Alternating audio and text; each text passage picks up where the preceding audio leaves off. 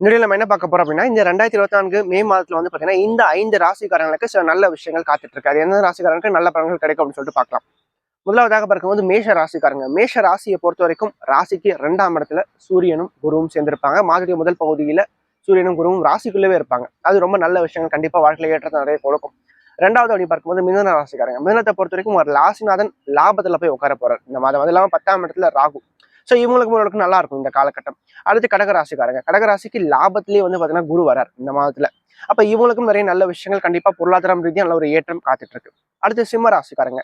சிம்ம ராசிக்கு உங்க ராசிநாதன் சொல்லப்படக்கூடிய சூரியன் முதல் பகுதியிலும் சரி 2வது பகுதியிலும் சரி நல்ல நிலையில இருக்கார். இவங்களுக்கும் ரொம்ப நல்லா இருக்கும். அதுக்கடுத்து வந்து பாத்தீங்கன்னா தனுசு ராசிக்காரங்க. தனுஷை பொறுத்த வரைக்கும் ராசிநாதன் 6ஆம் இடத்துல மறைந்தாலும் கூட 4ஆம் இடத்துல ராகு இருக்கிறதும் 3ஆம் இடத்துல சனி இருக்கிறதும் நல்ல ஒரு சிறப்பான ஏற்றங்களை கண்டிப்பா கொடுக்கும். சில மாற்றங்களையும் சில திருப்பு முனைகளையும் கண்டிப்பா கொடுக்கும்.